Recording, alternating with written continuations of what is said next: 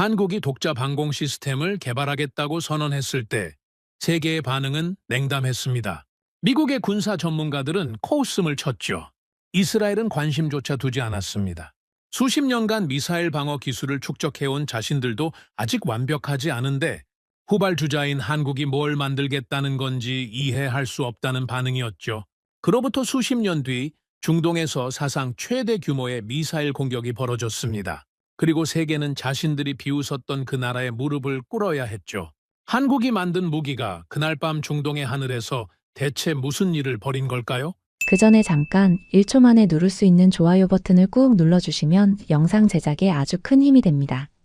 그럼 바로 시작하겠습니다.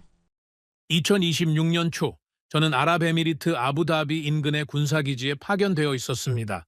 중동 방공망이 실제 전쟁 상황에서 얼마나 버틸 수 있는지를 평가하는 것이 제 임무였죠. 나토 미사일 방어 연구센터에서 27년간 일해온 저에게 이런 종류의 평가는 익숙한 일이었습니다. 패트리어트, 사드, 에로우, 유럽의 아스터까지 세계 주요 방공 시스템의 성능 보고서를 직접 작성해 왔으니까요. 제 보고서는 나토 내부에서도 가장 냉정하고 데이터 중심적이라는 평가를 받아왔습니다. 감정이 아니라 숫자로 말하는 것이 제 원칙이었죠. 전쟁에서 믿을 수 있는 건 성능 수치와 요격 확률뿐이라고 저는 늘 생각해 왔습니다. 그리고 그 믿음은 27년 동안 단 한 번도 흔들린 적이 없었죠. 당시 중동 정세는 하루가 다르게 긴장이 올라가고 있었습니다. 미국과 이스라엘의 군사작전 이후 이란이 공개적으로 보복을 선언한 상태였죠. 국제사회가 긴장하고 있었고 중동 전역의 군사기지에는 비상대기 명령이 내려져 있었습니다. 하지만 솔직히 말해서 저는 크게 걱정하지 않았습니다. 중동에는 미국의 패트리어트와 사드, 이스라엘의 방공체계, 러시아제 판치르까지 세계 최정상급 무기들이 촘촘하게 배치되어 있었으니까요. 제가 직접 성능을 평가했던 시스템들이었습니다. 그 능력을 저는 누구보다 잘 알고 있었죠. 그런데 2026년 3월의 어느 밤이 모든 것을 바꿔놓았습니다. 자정을 넘긴 시각이었습니다. 저는 방공통제센터 안에서 평가 보고서를 정리하고 있었죠. 사막의 밤은 놀라울 정도로 고요했습니다. 장비의 낮은 진동음과 바람소리 외에는 아무것도 들리지 않는 평범한 밤이었죠. 커피 한 잔을 앞에 두고 데이터를 검토하던 중이었습니다. 그때 경보음이 울렸습니다. 한 번이 아니라 연속으로 울렸죠. 통제센터 안에 있던 모든 분석관이 동시에 고개를 들었습니다. 저도 반사적으로 레이더 화면을 올려다봤죠. 그 순간 저는 커피잔을 내려놓는 것도 잊어버렸습니다. 레이더 화면에 붉은 점이 나타나고 있었습니다. 하나가 아니었죠. 둘도 아니었습니다. 붉은 점이 끝없이 쏟아지기 시작했습니다. 화면 한쪽에서 시작된 붉은색이 순식간에 전체로 퍼져나갔죠. 차에 30초도 되지 않아서 레이더 화면 전체가 붉게 물들어 버렸습니다. 탄도미사일 180여 발, 자폭 드론 800여 대, 거기에 순항미사일까지 이 모든 것이 동시에 날아오고 있었습니다. 이건 단순한 공습이 아니었습니다. 중동 방공 역사상 가장 대규모의 포화 공격이었죠. 저는 27년 동안 수천 번의 시뮬레이션을 돌려봤지만 이런 규모의 동시 공격은 한 번도 설정해 본 적이 없었습니다. 시뮬레이션에서조차 비현실적이라고 판단했던 수치가 지금 눈앞에서 현실이 되고 있었죠. 통제실 안의 공기가 완전히 달라졌습니다. 1초 전까지 키보드를 두드리던 분석관들이 전부 손을 멈췄죠. 누군가는 의자에서 벌떡 일어났고 누군가는 화면을 바라본 채 굳어 버렸습니다. 숨소리마저 사라진 것 같았죠. 그 무거운 침묵 속에서 경보음만이 미친 듯이 울리고 있었습니다. 통제실 지휘관이 마이크를 잡았습니다. 전시 최고 경계 단계 발령. 그 한마디가 떨어지자마자 통제센터가 전쟁 모드로 전환됐죠. 조명이 바뀌고 모든 통신 채널이 열렸습니다. 분석관들이 다시 키보드를 두드리기 시작했죠. 하지만 그들의 손끝이 미세하게 떨리고 있다는 걸 저는 봤습니다. 중동에 배치된 모든 방공 시스템이 총동원됐습니다. 미국의 패트리어트가 가장 먼저 움직였죠. 발사대에서 요격 미사일이 불꽃을 뿜으며 솟아올랐습니다. 사드 시스템도 곧바로 가동을 시작했죠. 이스라엘 방공체계, 러시아제 판치르까지 중동에 배치된 다층 방어망이 동시에 작동했습니다. 하늘에서 요격 미사일이 연속으로 발사되면서 밤하늘이 불꽃으로 가득 찼죠. 저는 통제센터 한쪽에 서서 그 광경을 지켜보고 있었습니다. 창문 너머로 보이는 밤하늘에는 미사일의 궤적이 선명하게 그려지고 있었죠. 어둠 속에서 빗줄기가 교차하는 장면은 마치 거대한 불꽃놀이 같았습니다. 하지만 그건 불꽃놀이가 아니었죠. 저 빗줄기 하나하나가 수천 명의 목숨이 걸린 전쟁이었습니다. 그런데 문제가 생기기 시작했습니다. 레이더 화면의 붉은 점이 줄어들기는커녕 계속 늘어나고 있었죠. 패트리어트가 북쪽의 탄도미사일을 추적하는 사이에 동쪽에서 새로운 미사일이 날아왔습니다. 사드가 고고도 표적에 집중하는 동안 저고도로 드론대가 방어망을 파고들었죠. 탄도미사일 사이에 순항미사일이 섞여 들어왔고 드론은 완전히 다른 각도에서 접근하고 있었습니다. 다중방향, 다중고도, 다중속도. 이건 무작위 공격이 아니었습니다. 치밀하게 계획된 포화 공격이었죠. 방공 시스템의 계산 알고리즘이 한계치에 도달하기 시작했습니다. 표적이 너무 많았죠. 어떤 미사일을 먼저 요격할 것인가? 어떤 드론을 무시할 것인가? 이 판단을 시스템이 초 단위로 내려야 했습니다. 하지만 표적 숫자가 계속 늘어나면서 우선순위 계산 자체가 밀리기 시작한 거죠. 레이더 화면에는 경고 표시가 끊임없이 깜빡이고 있었습니다. 분석관 하나가 떨리는 목소리로 보고했죠. 표적 숫자가 계속 증가하고 있습니다. 저는 그 말을 듣는 순간 등골이 서늘해지는 걸 느꼈습니다. 27년 동안 쌓아온 경험과 데이터가 눈앞에서 무너지고 있었죠. 제가 평생 믿어온 숫자들, 제가 직접 계산했던 요격 확률들, 그 모든 것이 이 대규모 포화 공격 앞에서 의미를 잃어가고 있었습니다. 하늘이 아니라 전쟁 그 자체가 우리 머리 위로 떨어지고 있었죠. 통제실 지휘관의 얼굴에서 핏기가 빠져나가는 걸 저는 봤습니다. 옆에 있던 미군 연락장교가 본국에 긴급 보고를 하고 있었죠. 목소리가 평소와 달리 빠르고 날카로웠습니다. 이 자리에 있는 모든 사람이 같은 생각을 하고 있었죠. 이 공격을 버틸 수 있을까? 저도 마찬가지였습니다. 이 규모의 공격을 감당할 수 있는 방공 모델은 제 27년 경력 속에 존재하지 않았죠. 그때였습니다. 레이더 화면 한쪽 구석에서 뭔가가 움직이기 시작했습니다. 처음에는 눈에 잘 들어오지 않았죠. 패트리어트와 사드의 데이터가 화면 대부분을 차지하고 있었으니까요. 하지만 화면 하단에 낯선 표시가 조용히 나타나고 있었습니다. 시스템 식별 코드 옆에 적혀 있었죠. 한국 시스템, 천궁. 저는 그 이름을 보고 잠시 멈췄습니다. 한국이라는 나라는 물론 알고 있었죠. 전자제품을 잘 만들고 자동차를 수출하는 나라. 방산 분야에서는 빠르게 성장하고 있다는 평가를 받고 있었지만 솔직히 말해서 미국이나 이스라엘과 같은 반열이라고 생각한 적은 없었습니다. 저는 이전 보고서에서 이렇게 쓴 적도 있었죠. 한국의 방공 기술은 발전하고 있지만 최상위권에 도달하려면 아직 시간이 필요하다고요. 그런데 지금 이 전쟁의 한복판에서 수백 발의 미사일과 드론이 쏟아지는 이 혼란 속에서 레이더, 화면에 한국 시스템이라는 글자가 떠 있었습니다. 저는 옆에 있던 분석관에게 물었습니다. 저기 한국 시스템이 배치되어 있었습니까? 분석관이 고개를 끄덕이며 대답했죠. 아부다비 남부 기지에 배치된 청웅2 포대입니다. 청웅2. 저는 그 이름을 속으로 되뇌었습니다. 그리고 다시 레이더 화면을 바라봤죠. 패트리어트와 사드가 정신없이 표적을 추적하는 그 화면 한쪽에서 청웅이라는 이름이 조용히 깜빡이고 있었습니다. 그날 밤 제가 알던 전쟁의 공식은 완전히 무너졌습니다. 27년 동안 쌓아온 데이터와 경험이 아무 소용없는 밤이었죠. 하지만 그 혼란 속에서 처음 보는 이름이 등장했습니다. 청웅. 그때는 몰랐습니다. 그 낯선 이름이 이후 제 인생에서 가장 충격적인 보고서의 시작이 될 줄은요.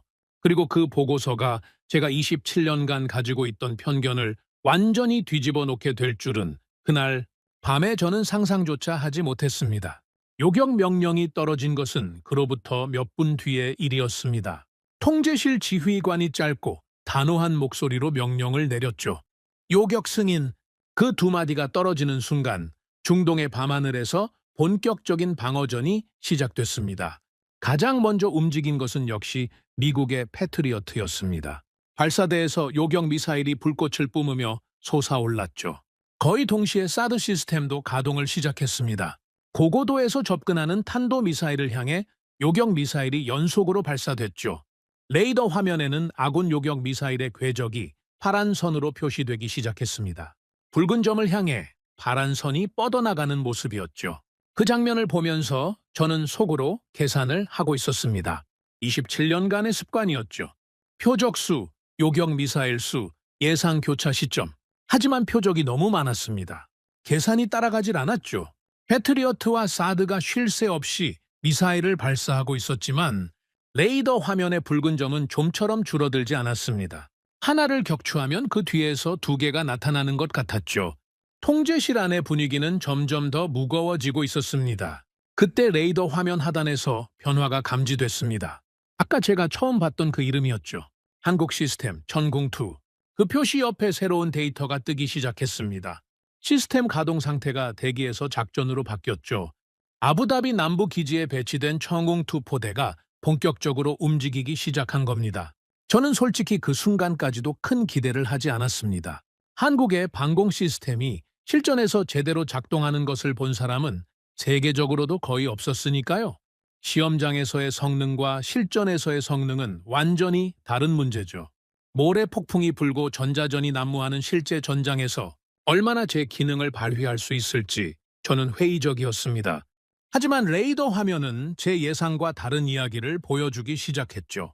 천궁2의 다기능 레이더가 표적 추적을 시작했습니다. 화면에서 천궁 시스템의 추적선이 복수의 표적을 동시에 잡아내는 것이 보였죠. 패트리어트나 사드와는 조금 다른 움직임이었습니다. 제가 익숙하게 봐왔던 방공 시스템들과는 뭔가 다른 패턴이었죠. 정확히 뭐가 다른지는 그 순간에는 알 수 없었습니다. 하지만 분명히 달랐습니다. 그리고 발사가 시작됐습니다. 저는 그 장면을 생생하게 기억합니다. 천궁2의 발사 방식은 제가 알고 있던 방공 미사일과 완전히 달랐죠. 일반적인 방공 미사일은 발사대에서 곧바로 엔진에 불이 붙으면서 날아갑니다. 하지만 천궁2는 그렇지 않았죠. 미사일이 발사관에서 수직으로 튀어 올랐습니다. 엔진에 불이 붙지 않은 채로요. 차가운 상태 그대로 공중으로 솟아올랐죠. 그리고 일정 높이에 도달한 순간 그때서야 엔진이 점화됐습니다. 미사일은 공중에서 방향을 틀었죠. 발사대가 어느 방향을 향하고 있든 상관없이 미사일이 스스로 표적을 향해 몸을 돌린 겁니다. 콜드런치 방식이었습니다. 저는 이 기술에 대해 문서로는 읽어본 적이 있었죠. 하지만 실전에서 직접 보는 것은 완전히 다른 경험이었습니다. 일반적인 발사 방식이라면 발사대를 표적 방향으로 돌려야 하는데 그러려면 시간이 걸리죠. 사방에서 미사일이 날아오는 포화 공격 상황에서는 그 몇 초가 치명적일 수 있습니다. 하지만 콜드런치 방식은 발사대 방향에 구애받지 않았죠. 어느 방향에서 적이 와도 즉시 대응할 수 있었습니다. 이론적으로는 알고 있던 기술이었지만 이렇게 실전에서 매끄럽게 작동하는 것을 보니 입이 다물어지지 않았습니다. 미사일이 공중에서 방향을 틀고 표적을 향해 돌진하기 시작했죠. 레이더 화면에서 천궁의 요격 미사일이 파란 궤적을 그리며 붉은 점을 향해 빠르게 접근하는 것이 보였습니다. 속도가 엄청났죠. 수십 킬로미터 상공에서 두 점이 급격히 가까워지고 있었습니다. 통제실 안의 모든 시선이 그 화면으로 향했습니다. 그리고 두 점이 만났습니다. 레이더 화면에서 붉은 점 하나가 사라졌죠. 요격 성공이었습니다. 처음에 저는 크게 놀라지 않았습니다. 요격 한 건이 성공하는 것은 특별한 일이 아니니까요. 패트리어트도 사드도 요격에 성공하고 있었죠. 중요한 건 성공률이었습니다. 한두 발 맞추는 것과 지속적으로 맞추는 것은 전혀 다른 차원의 이야기니까요. 하지만 그 다음에 벌어진 일은 제 예상을 완전히 벗어났습니다. 두 번째 요격이 성공했습니다. 레이더에서 또 하나의 붉은 점이 사라졌죠. 세 번째, 네 번째, 다섯 번째. 붉은 점이 연속으로 사라지기 시작했습니다. 천궁2가 발사한 요격 미사일이 잇따라 표적을 격추하고 있었죠. 처음에는 우연이라고 생각했습니다. 운이 좋았을 수도 있죠. 표적이 워낙 많으니까 맞출 확률도 올라갈 수 있었습니다. 하지만 그 일이 계속 반복되기 시작했죠. 여섯 번째, 일곱 번째, 여덟 번째. 멈추지 않았습니다. 레이더 화면에서 천궁2가 담당하고 있는 구역의 붉은 점이 눈에 띄게 줄어들고 있었죠. 다른 시스템의 구역에서는 여전히 붉은 점이 빼곡했지만 천궁2가 맡은 구역만큼은 확연히 달랐습니다. 저는 무의식적으로 숫자를 세고 있었죠. 직업병이었습니다. 그 과정에서 하나 더 놀라운 것을 발견했습니다. 천궁2의 요격 방식이었죠. 일반적인 방공 미사일은 표적 근처에서 폭발해서 파편으로 격추하는 방식을 씁니다. 근접 신관 방식이라고 하죠. 표적 가까이만 가면 되니까 정확도에 대한 부담이 상대적으로 적습니다. 하지만 천궁2는 달랐습니다. 레이더 데이터를 분석해보니 요격 미사일이 표적에 직접 충돌하고 있었죠. 직격 파괴 방식이었습니다. 수십 킬로미터 상공에서 마하 단위의 속도로 날아오는 미사일을 요격 미사일이 정면으로 들이받는 겁니다. 이걸 어떻게 설명하면 이해가 되실까요? 총알로 날아오는 총알을 맞추는 것과 같은 수준의 정확도였습니다. 저는 27년간 방공 시스템을 연구하면서 직격 파괴 방식의 어려움을 누구보다 잘 알고 있었습니다. 이론적으로는 가능하지만 실전에서 이 정도의 연속 성공률을 보여주는 시스템은 극히 드물었죠. 그런데 지금 눈앞에서 한국의 천궁2가 그것을 해내고 있었습니다. 통제실 안에서 분위기가 미묘하게 바뀌기 시작했죠. 처음에는 아무도 천궁2에 관심을 두지 않았습니다. 패트리어트와 사드가 주역이었고 천궁은 보조 역할 정도로 여겨졌으니까요. 하지만 요격이 계속 성공하면서 하나둘씩 시선이 레이더 화면 하단으로 향하기 시작했습니다. 분석관 하나가 조용히 중얼거렸죠. 한국 시스템이 계속 맞추고 있습니다. 그 말에 주변에 있던 사람 몇 명이 고개를 돌렸습니다. 저도 화면에서 눈을 뗄 수가 없었죠. 요격은 계속됐습니다. 밤하늘 어딘가에서 미사일과 미사일이 충돌하는 섬광이 반복적으로 터졌죠. 천궁2가 발사한 미사일은 공중에서 방향을 틀고 표적을 추적하고 그리고 정확히 들이받았습니다. 한 발, 또 한 발. 레이더 화면에서 붉은 점이 하나씩 사라질 때마다 저는 점점 더 믿기 어려운 것을 보고 있다는 느낌이 들었죠. 전투가 계속되는 동안 저는 천궁2의 데이터를 실시간으로 추적하고 있었습니다. 발사수, 요격 성공수, 실패수, 숫자를 하나하나 세면서 성공률을 계산했죠. 시간이 지날수록 그 숫자는 제가 상식적으로 납득할 수 있는 범위를 넘어서고 있었습니다. 그리고 전투가 끝난 뒤 최종 집계가 올라왔습니다. 화면에 숫자가 나타났죠. 천궁2 요격 성공률 96%. 저는 그 숫자를 보고 한동안 말을 할 수 없었습니다. 96%. 이 숫자가 어떤 의미인지를 이해하려면 방공 시스템의 세계를 좀 알아야 합니다. 시험장에서 통제된 조건 아래 96%를 달성하는 것과 실전에서 96%를 기록하는 것은 완전히 다른 차원의 이야기입니다. 모래 폭풍이 불고 전자전이 난무하고 수백 개의 표적이 동시에 날아오는 전장에서 이 성공률을 기록했다는 것은 제 27년 경력을 통틀어서도 쉽게 설명할 수 없는 결과였죠. 미국의 패트리어트조차 이런 극한의 실전 환경에서 96%를 기록한 사례는 드뭅니다. 그런데 한국 시스템이 그걸 해낸 겁니다. 통제실이 조용해졌습니다. 다른 의미의 조용함이었죠. 전투가 시작되기 전의 공포에 찬 침묵이 아니었습니다. 믿기 어려운 것을 목격한 사람들의 침묵이었죠. 저를 포함해서 그 자리에 있던 모든 군사 전문가들이 같은 숫자를 바라보고 있었습니다. 그리고 같은 생각을 하고 있었죠. 이게 정말 가능한 숫자입니까? 저는 화면에서 96이라는 숫자를 한참 동안 바라봤습니다. 숫자를 믿는 사람으로서 그 숫자를 부정할 수는 없었죠. 레이더 기록과 요격 궤적 데이터가 모두 일치하고 있었으니까요. 하지만 27년간 이 분야를 연구해온 전문가로서 그 숫자를 쉽게 받아들이기도 어려웠습니다. 한국의 천궁2가 방금 세계 최정상급 방공 시스템들과 어깨를 나란히 하는 실전 성과를 보여준 겁니다. 아니 어쩌면 그 이상이었을지도 모르죠. 저는 레이더 화면을 끄지 못한 채 계속 앉아 있었습니다. 천궁이라는 이름 옆에 찍힌 96이라는 숫자가 머릿속에서 떠나질 않았죠. 그 밤 저는 처음으로 한국의 방공 기술에 대한 제 판단이 틀렸을 수도 있다는 생각을 하게 됐습니다. 아직 시간이 필요하다고 제가 썼었죠. 그 문장이 갑자기 부끄러워지는 밤이었습니다. 전투가 끝난 것은 새벽녘이었습니다.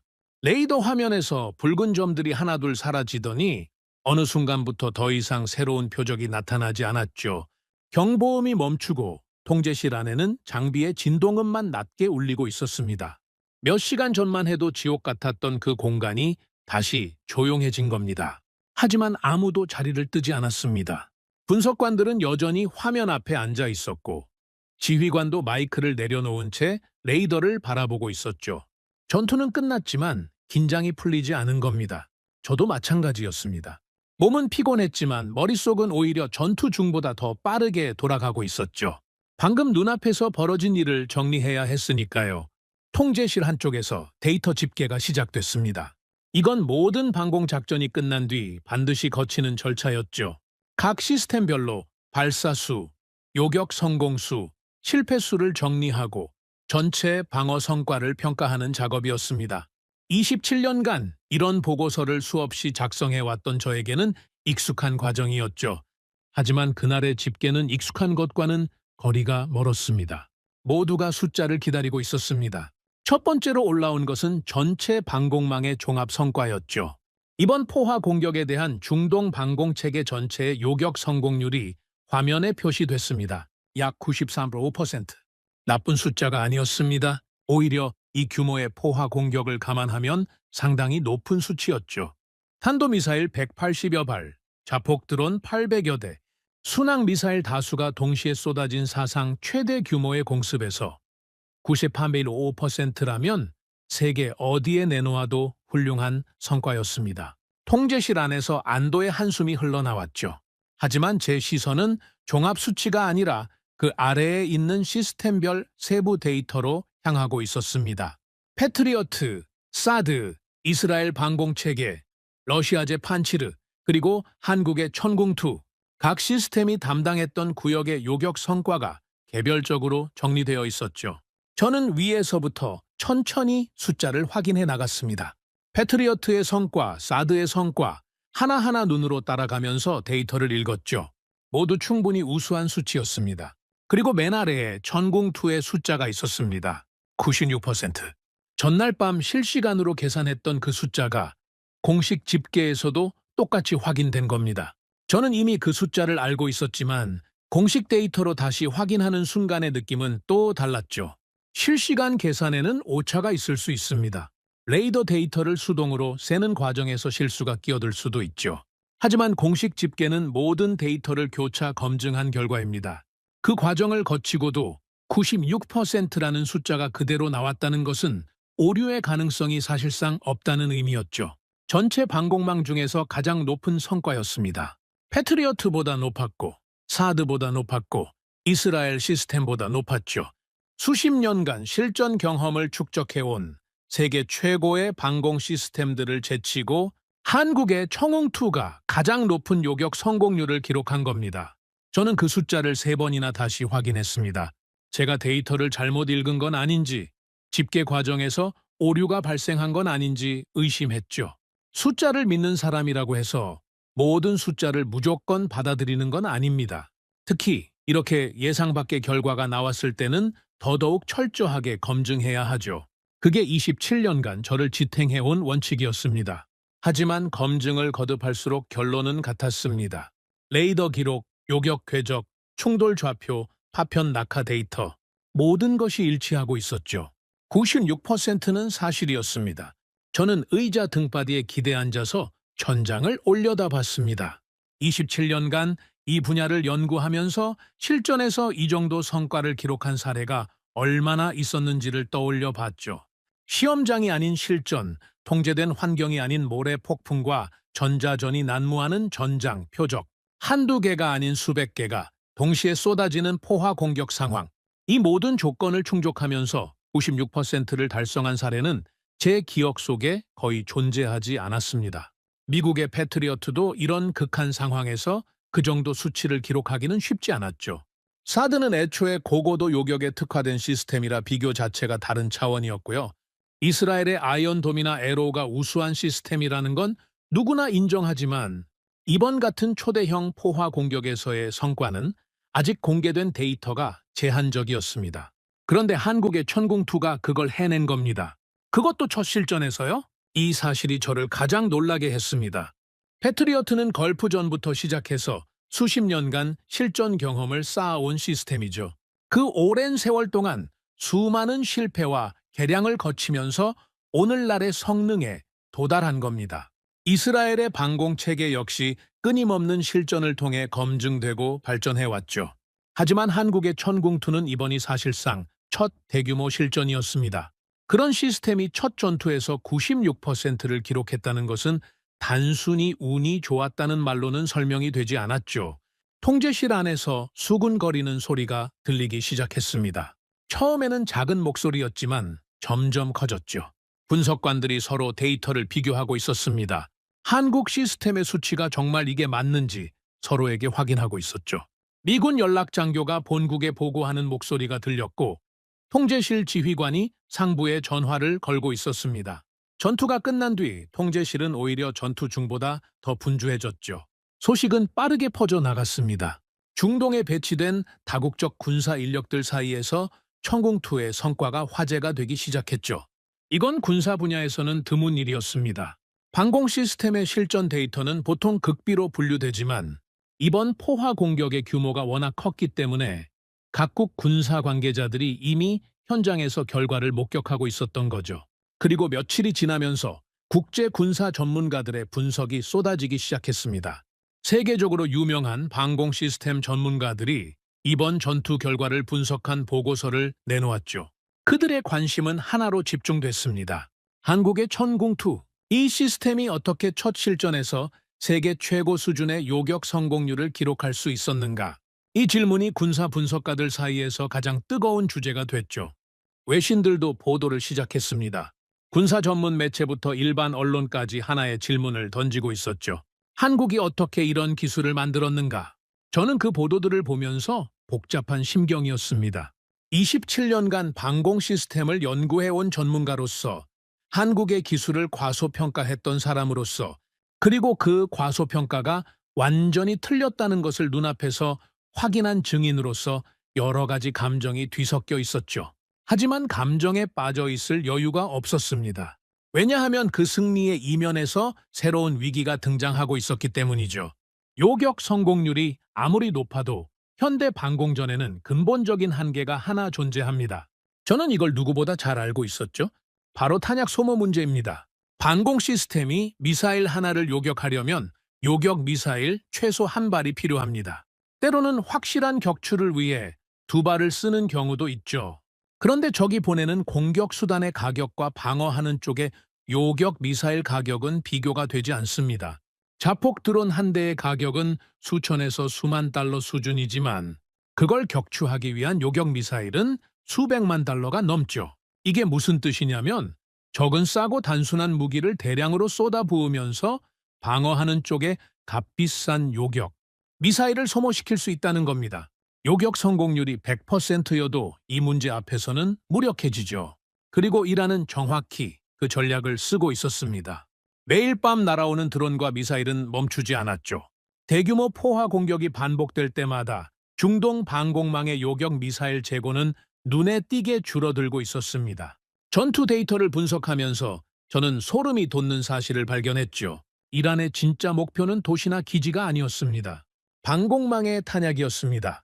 적이 노린 것은 하늘에서의 승리가 아니라 방어하는 쪽의 탄약 창고를 바닥내는 것이었죠.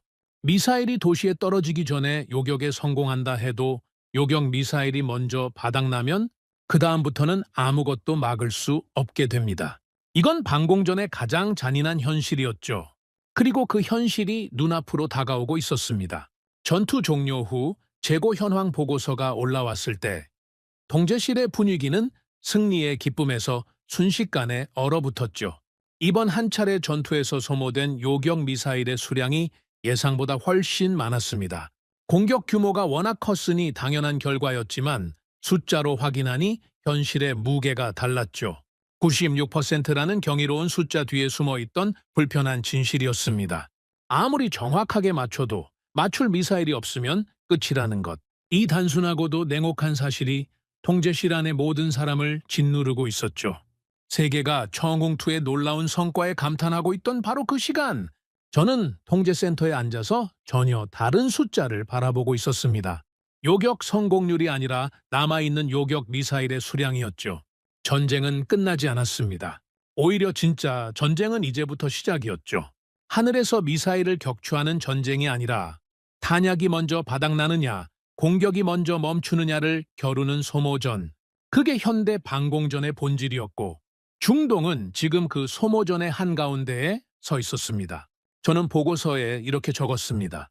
청웅투의 실전 성과는 경이적이다. 하지만 이 전쟁이 장기전으로 접어들면 요격 성능만으로는 승리를 보장할 수 없다. 진짜 승부는 지금부터다. 펜을 내려놓은 뒤에도 한동안 화면을 바라보고 있었죠. 96이라는 숫자와 줄어드는 재고량이 나란히 눈앞에 떠 있었습니다. 하나는 희망이었고 하나는 공포였죠. 그리고 저는 아직 몰랐습니다. 이 두 숫자가 만들어낸 위기가 결국 다시 한번 한국이라는 이름을 불러오게 될 줄은요. 전투 데이터를 분석하는 것은 제 전문 분야입니다. 27년간 해온 일이죠. 하지만 이번만큼은 보고서를 쓰는 손이 쉽게 움직이지 않았습니다. 숫자는 이미 다 확인했죠. 레이더 기록, 요격 궤적, 충돌 좌표, 파편 낙하 데이터까지 교차 검증을 3번이나 반복했습니다. 결과는 매번 동일했죠. 청웅투 요격 성공률 92.6%, 오류가 아니었습니다.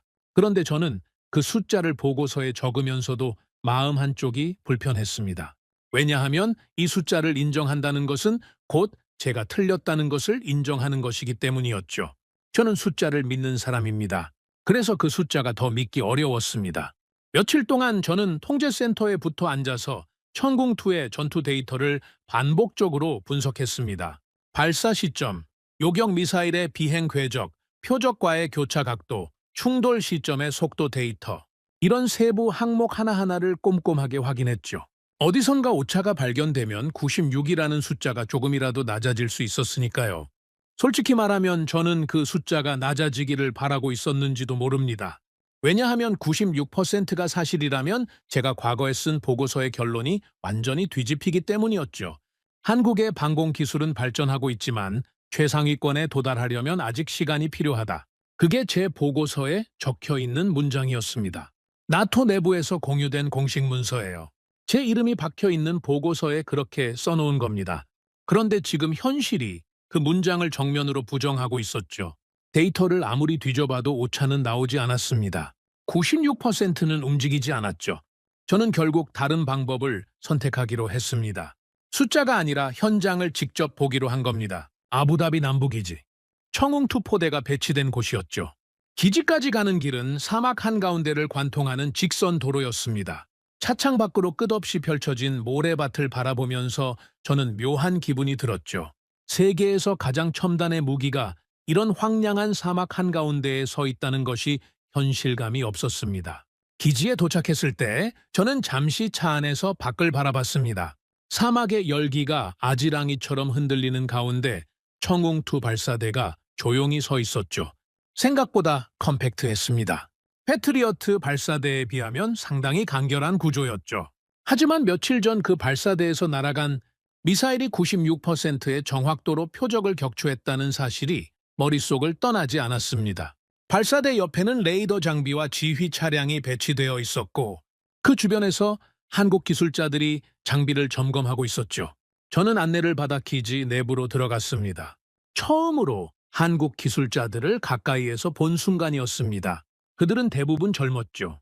30대 초중반으로 보이는 엔지니어들이 모니터 앞에 앉아서 데이터를 분석하고 있었습니다. 통제센터에서 봤던 미군이나 유럽 군사 관계자들과는 분위기가 달랐죠. 소란스럽지 않았습니다. 조용하고 집중된 분위기에서 각자 맡은 일을 하고 있었죠. 저를 안내한 한국 측 담당자가 시스템에 대해 설명을 시작했습니다.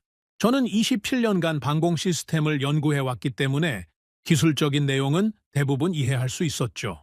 하지만 설명을 들으면서 제가 몰랐던 부분이 하나둘 드러나기 시작했습니다. 천궁2의 다기능 레이더는 제가 예상했던 것보다 훨씬 정교했습니다. 표적 탐지와 추적을 동시에 수행하면서 복수의 표적에 대한 교전 우선순위를 자동으로 판단하는 능력이 있었죠. 물론 패트리어트도 비슷한 기능을 가지고 있지만 천궁2의 레이더가 처리하는 데이터의 속도와 정확도는 제 예상을 넘어서는 수준이었습니다. 그리고 더 놀라운 것을 듣게 됐습니다. 한국 기술자 중 한 명이 조용한 목소리로 말했죠. 요격 알고리즘은 계속 학습합니다. 저는 그 말을 듣고 잠시 멈칫했습니다. 학습한다는 게 무슨 의미입니까? 제가 되물었죠. 기술자가 모니터를 가리키며 설명을 이어갔습니다. 청웅2의 요격 알고리즘은 매 교전마다 데이터를 축적하고 그 데이터를 바탕으로 다음 교전의 요격 확률을 높여 나간다는 것이었죠. 첫 번째 교전에서 얻은 탄도미사일의 비행 패턴, 드론의 접근 경로, 속도 변화 데이터가 시스템에 저장되고 다음 교전에서는 그 정보를 활용해서 더 정확한 요격 궤적을 계산한다는 겁니다. 쉽게 말하면 싸우면 싸울수록 더 정확해지는 시스템이었습니다. 저는 이것이 가지는 의미를 즉시 파악했죠. 대부분의 방공 시스템은 고정된 알고리즘으로 작동합니다. 물론 정기적인 소프트웨어 업데이트를 통해 성능이 개선되긴 하지만 실전 중에 실시간으로 학습하는 것과는 차원이 다른 이야기였죠. 천궁2는 전장에서 실시간으로 진화하고 있었던 겁니다. 그제서야 96%라는 숫자의 비밀이 풀리기 시작했습니다. 첫 번째 교전에서 이미 높은 성공률을 기록했지만 이후 반복되는 교전에서 알고리즘이 학습을 거듭하면서 정확도가 더 올라갔던 거죠. 제가 통제센터에서 실시간으로 봤던 연속 요격 성공이 단순한 우연이 아니었다는 것을 그때 비로소 이해했습니다. 기술자의 설명이 끝나기도 전에 기지에 경보음이 울리기 시작했습니다. 순간 기지 내부의 분위기가 바뀌었죠. 하지만 한국 기술자들은 당황하지 않았습니다. 오히려 훈련된 동작으로 자리에 앉아 모니터를 확인하기 시작했죠. 레이더 화면에 새로운 표적이 나타나고 있었습니다. 소규모 드론 편대가 접근하고 있었죠. 저는 기지 내부의 모니터를 바라보며 숨을 죽였습니다. 이번에는 통제센터의 거대한 레이더 화면이 아니라 천궁2 포대의 자체 모니터에서 상황을 지켜보게 된 겁니다. 훨씬 가까운 거리에서 시스템의 반응을 실시간으로 볼 수 있었죠. 천궁2의 레이더가 표적을 포착했습니다. 모니터의 표적의 좌표와 속도, 접근 방향이 실시간으로 표시됐죠. 그리고 시스템이 자동으로 교전 우선순위를 계산하기 시작했습니다. 어떤 표적을 먼저 요격할 것인가? 어떤 궤적으로 미사일을 보낼 것인가? 이 판단이 초단위로 이루어지고 있었죠. 발사 명령이 떨어졌습니다. 발사관에서 미사일이 수직으로 튀어올랐죠. 콜드론치 방식이었습니다. 엔진이 꺼진 차에 공중으로 솟아오른 미사일이 일정 높이에서 엔진을 점화하고 순식간에 방향을 틀어 표적을 향해 돌진했습니다. 이번에는 그 과정을 불과 수십 미터 떨어진 곳에서 지켜보고 있었죠. 발사 순간의 진동이 발밑으로 전해져 왔고 미사일이 솟아오르는 소리가 귀를 때렸습니다. 그리고 몇 초 뒤 모니터에서 표적 하나가 사라졌습니다. 요격 성공이었죠. 이어서 두 번째 미사일이 발사됐고 또 하나의 표적이 사라졌습니다. 세 번째, 네 번째. 드론 편대가 하나씩 격추되고 있었죠. 모니터 앞에 앉아있던 한국 기술자들은 크게 동요하지 않았습니다. 마치 일상적인 작업을 수행하듯 침착하게 데이터를 확인하고 있었죠. 저는 그 모습을 보면서 이상한 감정을 느꼈습니다. 이 사람들에게는 이것이 당연한 일인 것처럼 보였거든요. 제가 놀라고 있는 이 성과가 그들에게는 시스템이 설계된 대로 작동하고 있을 뿐인 거였죠. 마지막 드론이 격추되고 경보가 해제됐습니다. 기지 안에 다시 고요가 찾아왔죠. 저는 모니터에 표시된 이번 교전의 결과를 확인했습니다. 발사 수 대비 요격 성공률. 이번에도 거의 완벽에 가까운 수치였죠. 저는 한국 기술자에게 물었습니다. 이 시스템을 개발하는 데 얼마나 걸렸습니까? 기술자가 잠시 생각하더니 대답했죠. 기본 설계부터 시작하면 수십 년입니다. 한국의 방공 기술은 처음부터 우리 손으로 만들겠다는 결정에서 시작됐으니까요. 처음부터 우리 손으로. 저는 그 말이 오래도록 머릿속에 남았습니다. 미국이나 이스라엘처럼 수십 년간 실전 경험을 쌓아온 것도 아니고 기존 강대국의 기술을 그대로 가져온 것도 아닌 자체 기술로 처음부터 수십 년에 걸쳐 이 수준까지 올라온 것이었습니다. 기지를 나서면서 저는 뒤를 돌아봤습니다. 사막 한가운데에 서 있는 천궁2 발사대가 오후 햇살 아래에서 조용히 빛나고 있었죠. 거대하지도 화려하지도 않았습니다. 하지만 그 묵직한 침묵 속에 수십 년간 축적된 기술의 무게가 담겨 있다는 것을 이제는 알 수 있었습니다. 채 올라타고 기지를 벗어나는 동안 저는 계속 생각에 잠겨 있었습니다. 27년간 제가 가지고 있던 관점이 흔들리고 있었죠. 세계 방공 기술의 판도는 미국, 이스라엘, 유럽이 주도하고 나머지 국가들은 그 뒤를 따라가는 구도라고 저는 당연하게 생각해 왔습니다. 한국은 물론 빠르게 성장하고 있었지만 그 구도의 상위권에 진입하기까지는 아직 갈 길이 멀다고 판단했었죠. 그런데 지금 제 눈앞에서 벌어지고 있는 현실은 완전히 달랐습니다. 한국의 천공투는 이미 그 상위권 한가운데에 와 있었죠. 첫 실전에서 96%를 기록하고 교전을 거듭할수록 더 정확해지는 학습형 알고리즘을 탑재하고 콜드런치와 직격 파괴라는 최첨단 기술을 실전에서 완벽하게 구현하고 있었습니다. 그 순간 제 머릿속에서 하나의 생각이 떠올랐습니다. 우리가 한국을 과소평가한 것이 아니라 한국이 우리가 모르는 사이에 우리를 추월하고 있었던 것은 아닐까. 그 생각이 떠오르자 27년간 쌓아온 자신감이 처음으로 균열을 일으켰습니다. 저는 늘 제 판단이 냉정하고 객관적이라고 믿어왔죠. 하지만 돌이켜보면 그 판단에는 무의식적인 편견이 깔려 있었던 겁니다. 미국과 이스라엘이 최고이고 나머지는 그 아래라는 암묵적인 서열 의식, 데이터를 분석한다고 하면서도 어떤 나라의 시스템이냐에 따라 기대치를 다르게 설정하고 있었던 거죠. 한국이라는 이름이 붙어 있었기 때문에 저는 96%를 3번이나 다시 확인했습니다. 만약 그 숫자가 패트리어트의 성과였다면 한 번에 수긍했을 겁니다. 그 차이가 바로 제 안에 있던 편견이었죠. 숫자를 믿는다고 말하면서도 숫자보다 선입견을 먼저 들여다보고 있었던 겁니다. 저는 사막을 가로지르는 직선 도로 위에서 오랫동안 창밖을 바라봤습니다. 끝이 보이지 않는 모래벌판 위로 아지랑이가 피어오르고 있었죠. 그리고 그 아지랑이 너머로 천궁투 포대의 실루엣이 점점 작아지고 있었습니다. 내가 틀렸다. 이 한마디를 인정하는데 27년이 걸렸습니다. 하지만 데이터가 그렇게 말하고 있었고 저는 데이터를 믿는 사람이었죠. 아이러니하게도 제가 평생 지켜온 원칙이 제 편견을 깨뜨린 겁니다. 숙소로 돌아온 뒤 저는 노트북을 열고 보고서를 다시 펼쳤습니다. 그리고 이전에 제가 쓴 문장을 지웠죠. 한국의 방공 기술은 아직 시간이 필요하다는 그 문장을요. 대신 이렇게 적었습니다.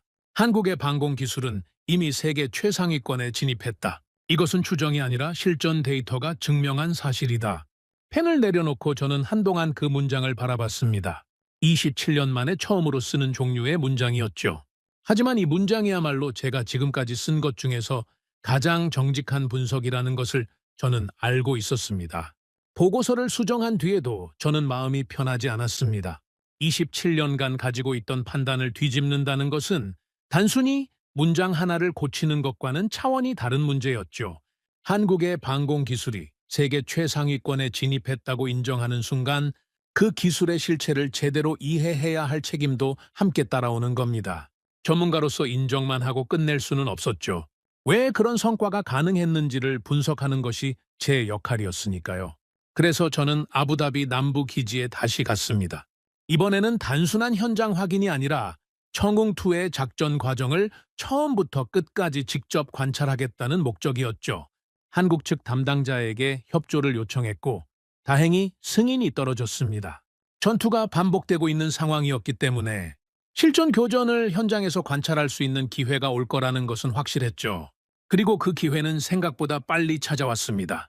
기지에 도착한 지 이틀째 되던 날 밤이었습니다. 저는 청웅2 포대의 지휘 차량 안에서 한국 기술자들과 함께 모니터를 바라보고 있었죠. 밤 11시를 넘긴 시각이었습니다. 사막의 밤바람이 차량 외벽을 때리는 소리가 간간히 들려왔고 모니터에는 아무런 변화 없이 고요한 레이더 화면만 떠 있었죠. 그때 레이더 화면에 새로운 점들이 나타나기 시작했습니다. 처음에는 북쪽에서 3개의 점이 떠올랐죠. 속도와 고도로 보아 드론이었습니다. 저는 속으로 이번에도 소규모 편대인가 하고 생각했습니다. 하지만 몇 초 뒤 동쪽에서도 점들이 나타났죠. 그리고 거의 동시에 남쪽에서도요. 세 방향에서 동시에 표적이 접근하고 있었습니다. 이번 공격은 이전과 달랐습니다. 드론만이 아니었죠. 레이더 데이터를 확인해 보니 북쪽에서 오는 표적 중에는 드론 사이에 순항 미사일이 섞여 있었습니다. 동쪽에서는 저고도로 접근하는 자폭 드론 편대가 지형을 따라 날아오고 있었죠. 그리고 남쪽에서는 고도가 전혀 다른 궤적의 탄도미사일이 포물선을 그리며 접근하고 있었습니다. 다중방향, 다중고도, 다중유형. 이건 단순한 공습이 아니라 방공 시스템의 대응 능력을 시험하려는 듯한 복합 공격이었죠. 저는 순간적으로 긴장이 됐습니다. 이런 유형의 공격은 방공 시스템에게 가장 까다로운 상황이죠. 한 방향에서 오는 표적에 집중하면 다른 방향이 뚫리고 고고도 표적에 대응하면 적어도 드론이 파고들어 옵니다. 표적의 종류마다 요격 방식도 달라야 하기 때문에 시스템의 판단 능력이 극한까지 시험받는 거죠. 일반적인 방공 시스템이라면 이 상황에서 가장 먼저 해야 할 일이 있습니다. 발사대의 방향을 전환하는 것이죠. 북쪽의 표적을 요격한 뒤에 발사대를 동쪽으로 돌리고 다시 남쪽으로 돌리는 식으로요. 하지만 발사대를 물리적으로 회전시키려면 시간이 걸립니다. 사방에서 동시에 날아오는 상황에서 그 몇 초의 지연은 치명적일 수 있죠. 저는 모니터를 바라보면서 청웅2가 이 상황을 어떻게 처리할지 주의 깊게 지켜봤습니다. 27년간의 경험이 말해주고 있었죠. 세 방향 동시 공격은 어떤 시스템에게도 쉽지 않다고요. 그런데 청웅2 포대는 전혀 당황하지 않았습니다. 발사대가 움직이지 않았죠. 처음에 저는 뭔가 문제가 생긴 줄 알았습니다. 표적이 세 방향에서 접근하고 있는데 발사대가 가만히 서 있었으니까요. 하지만 옆에 있던 한국 기술자의 표정은 완전히 평온했습니다. 아무런 이상이 없다는 듯이 모니터를 바라보고 있었죠. 그리고 발사가 시작됐습니다. 미사일이 발사관에서 수직으로 튀어올랐습니다. 콜드런치였죠. 차가운 상태로 공중에 솟아오른 미사일은 일정 높이에 도달하자 엔진이 점화됐고 그 순간 북쪽을 향해 몸을 틀었습니다. 발사대는 여전히 같은 자리에 서 있었죠. 거의 동시에 두 번째 미사일이 발사됐습니다. 이번 미사일은 공중에서 동쪽으로 방향을 틀었죠. 그리고 세 번째 미사일이 남쪽을 향했습니다. 발사대는 단 한 번도 회전하지 않았습니다. 미사일이 공중에서 스스로 방향을 잡고 각각 다른 표적을 향해 날아간 겁니다. 저는 그 장면을 보면서 입이 벌어지는 것을 느꼈습니다. 이론으로는 알고 있었죠. 콜드런치 방식의 장점이 바로 이것이라는 것을요. 하지만 세 방향에서 동시에 날아오는 표적을 상대로 발사대 한 번 돌리지 않고 연속 발사하는 장면을 실제로 보는 것은 이론과는 완전히 다른 충격이었습니다. 모니터에서 세 개의 파란 궤적이 각각 다른 방향으로 뻗어나가고 있었죠. 북쪽의 순항 미사일을 향해, 동쪽의 드론 편대를 향해, 남쪽의 탄도 미사일을 향해 세 줄기의 파란 선이 동시에 붉은 점을 향해 달려가고 있었습니다. 지휘 차량 안에 있던 모든 사람의 시선이 모니터에 고정됐죠. 첫 번째 충돌이 일어났습니다. 북쪽의 순항 미사일을 추적하던 요격 미사일이 표적에 도달했죠. 수십 킬로미터 상공에서 마하 단위의 속도로 날아가던 두 물체가 정면으로 충돌했습니다. 모니터에서 붉은 점 하나가 사라졌죠. 직격 파괴였습니다. 거의 같은 순간 동쪽에서도 충돌이 일어났습니다. 저고도로 접근하던 드론이 요격 미사일에 의해 격추됐죠. 그리고 남쪽에서 포물선을 그리며 날아오던 탄도 미사일에도 요격 미사일이 명중했습니다. 세 방향의 표적이 거의 동시에 격추된 겁니다. 하지만 공격은 거기서 끝나지 않았습니다. 첫 번째 파도가 지나간 자리에 두 번째 파도가 밀려왔죠. 북쪽에서 추가 드론이, 동쪽에서 새로운 순항 미사일이 접근하고 있었습니다. 레이더 화면의 붉은 점은 줄어들기는커녕 새롭게 채워지고 있었죠. 청웅2는 쉬지 않았습니다. 발사관에서 미사일이 연속으로 튀어올랐죠. 공중에서 방향을 틀고 표적을 추적하고 돌진하고 충돌했습니다. 이 과정이 반복됐죠. 한 발, 또 한 발. 모니터에서 붉은 점이 하나씩 사라질 때마다 저는 점점 더 비현실적인 것을 보고 있다는 느낌이 들었습니다. 특히 제 시선을 사로잡은 것은 요격의 정밀도였습니다. 청웅2의 요격 미사일은 표적 근처에서 폭발하는 것이 아니라 표적 자체에 직접 충돌하고 있었죠. 수십 킬로미터 떨어진 상공에서 마하 단위의 속도로 움직이는 물체를 정면으로 들이받는다는 것은 기술적으로 상상하기 어려운 정밀도를 요구합니다. 총알로 총알을 맞추는 수준이라는 표현을 전에도 썼지만 실제로 그 장면을 눈앞에서 반복적으로 보고 나니 그 표현조차 부족하다는 생각이 들었죠. 그리고 제가 사장에서 들었던 한국 기술자의 말이 떠올랐습니다. 요격 알고리즘이 계속 학습한다는 그 말이요. 교전이 반복되면서 실시간으로 데이터를 축적하고 다음 요격의 정확도를 높여나간다는 그 설명이 지금 눈앞에서 현실로 증명되고 있었죠.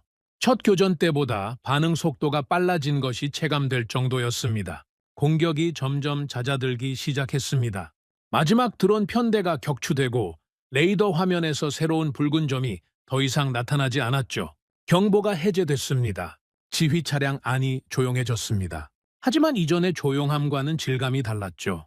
통제센터에서 첫 전투가 끝났을 때의 침묵은 믿기 어려운 것을 목격한 당혹감에서 비롯된 것이었습니다. 하지만 지금 이 지휘 차량 안의 침묵은 달랐죠. 압도당한 사람들의 침묵이었습니다. 저를 포함해서 그 자리에 있던 외국 군사 관계자 몇 명은 아무 말도 하지 못했습니다. 반면에 한국 기술자들은 담담하게 교전 데이터를 정리하고 있었죠. 모니터에 이번 교전의 결과가 표시됐습니다. 다중방향 복합 공격에 대한 요격 성공률. 역시 첫 전투와 다를 바 없는 경이로운 수치였죠. 저는 의자에 깊이 기대 앉아서 천장을 바라봤습니다. 머릿속에서 수많은 생각이 교차하고 있었죠. 27년간 연구해온 세계의 방공 시스템들이 하나씩 떠올랐습니다. 패트리어트의 발전 과정, 사드의 고고도 요격 능력, 이스라엘 아이언돔의 실전 경험, 모두 훌륭한 시스템이었죠. 하지만 지금 제가 목격한 청웅2의 성능은 그 어떤 시스템과 비교해도 뒤지지 않았습니다. 아니, 어떤 면에서는 앞서 있었죠.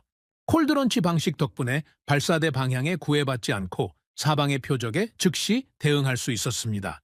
직격 파괴 방식으로 요격의 확실성을 극대화했죠. 학습형 알고리즘이 교전을 거듭할수록 시스템의 정확도를 높여나갔습니다. 이 세 가지 기술이 하나로 결합됐을 때 만들어지는 시너지가 바로 오늘 밤 제가 목격한 장면이었던 겁니다. 저는 옆에 앉아있던 한국 기술자에게 물었습니다. 이렇게 복잡한 다중방향 공격에도 시스템이 이 정도로 안정적으로 작동할 수 있다는 걸 예상하고 있었습니까? 기술자는 잠시 생각하더니 조용한 목소리로 대답했죠. 예상이 아니라 그렇게 설계한 겁니다. 우리가 상정한 위협 환경이 바로 이런 상황이었으니까요. 저는 그 말을 듣고 가슴이 뜨거워지는 것을 느꼈습니다. 이 시스템은 우연히 좋은 성과를 낸 것이 아니었죠. 처음부터 이런 극한 상황을 대비해서 설계된 무기였습니다. 한국의 엔지니어들은 언젠가 이런 날이 올 것을 알고 있었고 그날을 위해 수십 년을 준비했던 겁니다. 이건 단순한 무기가 아니었습니다. 수십 년에 걸친 기술 축적과 치밀한 설계, 그리고 자국의 방공을 자국의 기술로 지키겠다는 의지가 만들어낸 결과물이었죠. 저는 지휘 차량을 나서면서 다시 한번 발사대를 바라봤습니다. 사막의 어둠 속에서 청웅2 포대는 여전히 조용히 서 있었죠. 방금 전까지 하늘에서 미사일을 격추하던 무기라고는 믿기 어려울 만큼 고요한 모습이었습니다. 하지만 저는 이제 그 고요함의 의미를 알고 있었습니다. 그것은 단순한 침묵이 아니라 언제든 다시 작동할 준비가 되어 있는 대기 상태의 침묵이었죠. 사막의 밤바람 속에서 그 발사대는 묵묵히 하늘을 지키고 있었습니다. 숙소로 돌아오는 차 안에서 저는 창밖의 사막을 바라보면서 생각했습니다. 내일도 공격이 올 것이고 모레도 올 것이라고요. 이란의 미사일과 드론은 멈추지 않을 겁니다. 하지만 오늘 밤 제가 본 것은 단순한 요격 장면이 아니었죠. 한 나라의 기술력이 극한의 전장에서 증명되는 순간이었습니다. 그리고 저는 동시에 불안한 생각도 떨쳐버릴 수 없었습니다. 아무리 뛰어난 시스템이라도 미사일이 바닥나면 소용없다는 현실이 여전히 남아있었으니까요. 3장에서 제가 확인했던 재고 문제가 해결된 것은 아니었죠. 오히려 교전이 반복될수록 요격 미사일의 소모 속도는 빨라지고 있었습니다. 96%의 정확도로 하늘을 지키고 있는 청웅2. 하지만 그 청궁2에 장전할 미사일이 떨어지면 그때부터는 아무것도 막을 수 없게 되죠. 이 모순이 저를 계속 불안하게 만들었습니다. 사막에서 일어난 기적을 직접 목격했지만 기적만으로는 전쟁을 이길 수 없다는 것을 저는 27년간의 경험을 통해 너무나 잘 알고 있었죠. 진짜 전쟁은 아직 끝나지 않았습니다. 청궁2의 놀라운 성능을 직접 목격하고 난 뒤에도 저는 통제센터를 떠나지 않았습니다. 오히려 더 자주 그곳에 머물렀죠. 전투 데이터를 실시간으로 분석하면서 이 전쟁의 전체 그림을 파악하려고 했습니다. 요격 성공률이라는 화려한 숫자 뒤에 숨어있는 진짜 문제를 저는 이미 감지하고 있었으니까요. 그리고 그 문제는 제가 우려했던 것보다 훨씬 빠르게 현실이 되어가고 있었습니다.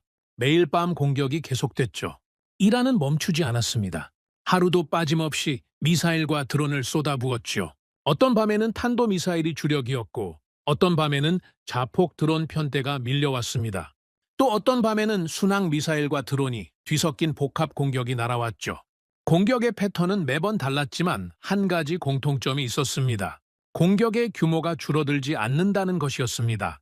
저는 매일 밤에 공격 데이터를 정리하면서 하나의 패턴을 발견했습니다. 이란의 공격은 무작위가 아니었죠. 거기에는 명확한 전략이 숨어 있었습니다. 처음에는 드론 편대를 먼저 보냅니다. 수십 대의 자폭 드론이 저고도로 접근하죠. 방공 시스템은 당연히 이 드론들을 요격하기 시작합니다. 드론 한 대를 격추하는데 요격 미사일 최소 한 발이 소모되죠. 드론 요격이 한창 진행되는 동안 두 번째 파도가 옵니다. 순항 미사일이죠. 드론보다 빠르고 정밀한 순항 미사일이 다른 방향에서 접근합니다. 방공 시스템은 드론과 순항 미사일을 동시에 상대해야 하는 상황에 몰리죠. 요격 미사일 소모량이 급격히 늘어납니다. 그리고 세 번째 파도가 밀려옵니다. 탄도미사일이죠. 고고도에서 보물선을 그리며 떨어지는 탄도미사일은 가장 위협적인 공격 수단입니다. 이걸 막기 위해서는 사드나 패트리어트 같은 고가의 요격 미사일이 필요하죠. 드론으로 방공망의 요격 미사일을 소모시킨 뒤 순항 미사일로 추가 소모를 유도하고 마지막에 탄도미사일로 결정타를 노리는 구조였습니다. 이 세 단계가 하나의 세트로 반복되고 있었죠. 저는 이 패턴을 분석하면서 등골이 서늘해졌습니다. 현대 전쟁은 더 이상 단순한 공격이 아니었습니다. 적의 목표는 도시가 아니라 탄약 창고였죠. 이란은 처음부터 방공망을 뚫으려고 한 것이 아니었습니다. 방공망을 무력화시키려고 한 거죠. 그리고 방공망을 무력화시키는 가장 확실한 방법은 요격 미사일을 전부 소진시키는 것이었습니다. 요격 성공률이 아무리 높아도 쏠 미사일이 없으면 방공 시스템은 그냥 철덩어리에 불과하니까요. 그리고 이 전략은 무서울 정도로 효율적이었습니다. 자폭 드론 한 대의 제작 비용은 수천에서 수만 달러 수준이죠. 하지만 그 드론을 격추하기 위한 요격 미사일은 수백만 달러가 넘습니다. 비용 비율로 따지면 적은 1의 비용으로 방어하는 쪽에 100의 비용을 강제하고 있는 셈이었죠. 이런 교환 비율이 계속되면 아무리 부유한 국가라도 버틸 수 없습니다. 저는 이 계산을 하면서 소름이 돋았습니다. 27년간 방공 시스템을 연구하면서 이론적으로는 알고 있던 문제였죠. 하지만 이론과 현실은 달랐습니다. 실제로 매일 밤 요격 미사일이 소모되고 재고가 눈에 보이게 줄어드는 상황을 직접 목격하니 그 공포는 이론의 몇 배였죠. 그리고 결정적인 보고서가 올라왔습니다. 미국 군사분석팀이 작성한 긴급 보고서였죠. 저는 그 보고서를 받아든 순간 손이 미세하게 떨리는 것을 느꼈습니다. 보고서의 핵심 내용은 단 한 문장으로 요약됐죠. 현재 공격 강도가 지속될 경우 아랍에미리트에 배치된 패트리어트 요격 미사일 재고는 7일 이내에 고갈될 가능성이 있다. 7일, 일주일이었습니다. 세계 최강이라는 미국의 패트리어트 시스템에 장전할 미사일이 일주일 안에 바닥날 수 있다는 얘기였죠. 저는 그 숫자를 2번, 3번 다시 읽었습니다. 오류가 있기를 바랐죠. 하지만 분석의 근거는 탄탄했습니다. 지난 며칠간의 일일 소모량, 보급 속도, 잔여 재고를 종합한 결과였으니까요. 패트리어트만의 문제가 아니었습니다. 사드의 요격 미사일도 빠르게 줄어들고 있었고 다른 방공 시스템들의 재고 상황도 크게 다르지 않았죠. 이 전쟁이 시작된 이후 중동 방공망은 쉴 새 없이 요격 미사일을 쏟아부어왔고 보급 속도가 소모 속도를 따라잡지 못하고 있었습니다. 보고서를 보는 순간 방안이 조용해졌습니다. 통제센터에 있던 분석관들과 군사 관계자들이 같은 보고서를 읽고 있었죠. 아무도 입을 열지 않았습니다. 며칠 전 천궁2의 96%에 감탄하던 그 사람들이 지금은 전혀 다른 숫자 앞에서 얼어붙어 있었죠. 누군가 조용히 중얼거렸습니다. 미사일이 먼저 떨어지는 게 아니라 우리 탄약이 먼저 떨어질지도 모릅니다. 그 한마디가 통제실 안에 무겁게 가라앉았죠. 반박하는 사람은 아무도 없었습니다. 저는 의자에 앉아서 천장을 올려다봤습니다. 27년간 방공 시스템을 연구하면서 이런 상황이 올 수 있다는 것을 이론적으로는 알고 있었죠. 하지만 막상 현실이 되니 이론으로 대비한다는 게 얼마나 무의미한 것인지를 뼈저리게 느꼈습니다. 아무리 뛰어난 방공 시스템이라도 탄약이 바닥나면 종이 한 장의 가치도 없어진다는 것. 이 잔인할 정도로 단순한 현실이 지금 중동 전체를 짓누르고 있었습니다. 96%의 요격 성공률이 무슨 소용이겠습니까? 쏠 미사일이 없는데요. 저는 그 생각을 하면서 씁쓸함을 감출 수 없었습니다. 며칠 전까지만 해도 청웅2의 놀라운 성과에 감탄하고 한국의 기술력에 경의를 표했던 저였죠. 하지만 지금 이 순간 그 모든 감탄이 무색해지는 현실이 눈앞에 있었습니다. 요격 기술이 아무리 뛰어나도 탄약 소모전에서 지면 전쟁 자체를 잃게 되는 것이니까요. 통제센터 안의 분위기는 시간이 지날수록 더 무거워졌습니다. 분석관들의 표정에서 여유가 사라졌죠. 보고서를 주고받는 목소리도 낮아졌습니다.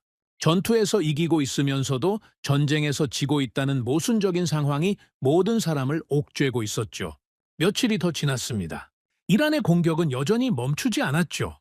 매일 밤 드론과 미사일이 날아왔고 매일 밤 방공 시스템이 그것을 격추했습니다. 그리고 매일 아침 재고 현황 보고서가 올라올 때마다 숫자는 줄어들어 있었죠. 패트리어트 재고가 위험 수준까지 떨어졌다는 보고가 올라왔을 때 통제센터 안에서 긴급 회의가 소집됐습니다.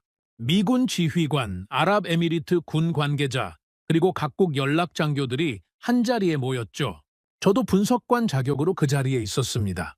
회의의 분위기는 처음부터 무거웠습니다. 누구도 농담을 하거나 가벼운 인사를 나누지 않았죠. 모두가 같은 숫자를 알고 있었으니까요. 미군 지휘관이 먼저 입을 열었습니다. 현재 패트리어트 요격 미사일의 잔여 재고와 일일 소모량을 감안하면 추가 보급 없이는 열흘을 넘기기 어렵다는 보고였죠. 미국 본토에서의 긴급 보급을 요청한 상태지만 생산과 운송에 시간이 걸리기 때문에 공백이 발생할 수 있다는 내용이었습니다. 사드의 상황도 비슷했습니다. 고고도 요격 미사일의 재고가 빠르게 줄어들고 있었죠. 사드의 요격 미사일은 패트리어트보다 더 고가이고 생산 속도도 느렸기 때문에 보급 문제가 더 심각했습니다. 회의실 안에 침묵이 흘렀습니다. 모든 사람이 같은 질문을 마음속에 품고 있었죠. 보급이 도착하기 전에 탄약이 바닥나면 어떻게 할 것인가? 그때 아랍에미리트 측 관계자가 발언권을 요청했습니다. 조용하지만 단호한 목소리였죠. 그는 한 가지 제안을 내놓았습니다. 회의실 안에 있던 사람들이 일제히 그를 바라봤죠. 그의 입에서 나온 말은 이것이었습니다. 한국에 연락합시다. 순간 회의실이 고요해졌습니다. 그가 이어서 설명했죠. 청웅2 시스템이 이번 전쟁에서 가장 높은 요격 성공률을 기록하고 있으며 추가 포대의 조기, 인도와 요격 미사일의 긴급 생산을 한국에 요청하자는 것이었습니다. 저는 그 말을 들으면서 복잡한 감정이 밀려왔습니다. 중동에는 세계 최고의 무기들이 모여 있었죠. 미국의 패트리어트, 사드, 이스라엘의 방공체계, 유럽의 시스템까지 세계 군사 강국들의 최첨단 무기가 총집결해 있는 곳이었습니다. 그런데 지금 이 위기의 순간에 도움을 요청하려는 대상이 한국이라는 사실이 저에게는 충격적이었죠. 물론 이유는 명확했습니다. 청웅2가 가장 높은 요격 성공률을 기록했다는 것은 데이터가 증명하고 있었고 한국의 방산 생산 능력이 빠르다는 것도 잘 알려진 사실이었죠. 하지만 그래도 이건 전례 없는 상황이었습니다. 회의는 빠르게 진행됐습니다. 아랍에미리트 정부가 한국 측에 공식적으로 요청할 내용이 정리됐죠. 그 내용을 들으면서 저는 한 번 더 놀랐습니다. 요청의 범위가 제 예상을 훨씬 넘어섰기 때문이죠. 첫째, 청웅2 추가 포대의 조기 인도. 원래 계약된 인도 일정을 앞당겨 달라는 요청이었습니다. 둘째, 요격 미사일의 긴급 생산. 현재 소모 속도를 감안해서 최대한 빠른 시일 내에 추가 물량을 확보해 달라는 것이었죠. 그리고 셋째, 이 부분에서 저는 귀를 의심했습니다. 한국군이 현재 운용 중인 천궁2 물량 중에서 일부를 지원받을 수 있는지 타진해 달라는 것이었습니다. 한국 자체의 방공 전력에서 물량을 빼서 중동에 보내달라는 요청이었죠. 이건 정말 파격적인 요청이었습니다. 한 나라의 자국 방어 전력을 빌려달라는 것은 그만큼 상황이 절박하다는 의미이기도 했지만 동시에 한국의 방공 시스템에 대한 신뢰가 그 정도로 높아졌다는 뜻이기도 했죠. 회의가 끝난 뒤 저는 복도에 서서 한동안 생각에 잠겼습니다. 세계가 한국을 찾고 있었습니다. 미국도 이스라엘도 유럽도 이 상황을 해결하지 못하고 있는데 그 해결의 실마리를 한국에서 찾고 있었죠. 27년간 방공 시스템을 연구해온 저로서는 이런 상황 자체가 믿기 어려웠습니다. 불과 몇 주 전까지만 해도 한국의 방공 기술은 아직 시간이 필요하다고 쓴 사람이 바로 저였으니까요. 그런데 지금 현실은 완전히 달랐습니다. 한국의 기술이 시간이 필요한 것이 아니라 한국의 기술이 없으면 시간이 없는 상황이 된 겁니다. 저는 통제센터로 돌아와서 노트북을 열었습니다. 보고서에 이렇게 적었죠. 현대방공전의 진짜 전쟁은 요격률이 아니라 지속 가능성에 달려 있다. 아무리 뛰어난 요격 성능을 가진 시스템이라도 탄약이 고갈되면 무용지물이 된다. 이라는 이 점을 정확히 파악하고 있으며 대량의 저비용 무기를 반복적으로 투입하여 방공망의 탄약 소모를 유도하는 전략을 실행하고 있다. 현 시점에서 중동 방공망의 가장 시급한 과제는 요격 미사일의 추가 확보이며 실전에서 가장 높은 성과를 보인 한국의 천궁2 시스템에 대한 추가 배치가 핵심 해결책으로 부상하고 있다. 펜을 내려놓고 저는 창밖을 바라봤습니다. 사막의 밤하늘에는 별이 가득했죠. 며칠 전까지만 해도 그 하늘에서 미사일의 불꽃이 교차하고 있었습니다. 그리고 내일 밤에도 그런 일이 반복될 겁니다. 하지만 이제 상황이 달라지고 있었죠. 이 전쟁의 열쇠를 쥐고 있는 나라가 어디인지 모든 사람이 깨닫기 시작한 겁니다. 아랍에미리트 정부가 한국에 전화를 걸었습니다. 그리고 저는 아직 몰랐죠. 그 한 통의 전화가 이 전쟁의 흐름을 완전히 바꿔놓게 될 줄은요.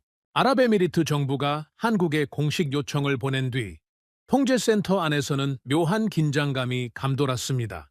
전투의 긴장감과는 다른 종류였죠. 답을 기다리는 사람들의 긴장감이었습니다. 요격 미사일 재고가 하루하루 줄어들고 있는 상황에서 한국의 답변이 올 때까지 얼마나 걸릴지 아무도 몰랐죠. 그리고 그 기다림 속에서도 이란의 공격은 멈추지 않았습니다.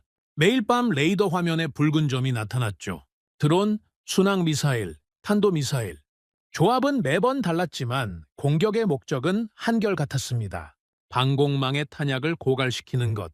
통제센터의 분석관들은 매일 아침 재고 현황 보고서를 확인할 때마다 조금씩 더 굳은 표정이 됐죠. 숫자가 줄어드는 속도가 보급이 도착하는 속도를 명확하게 앞서고 있었으니까요. 저는 매일 밤 전투가 끝날 때마다 재고 데이터를 정리하면서 하나의 그래프를 그리고 있었습니다.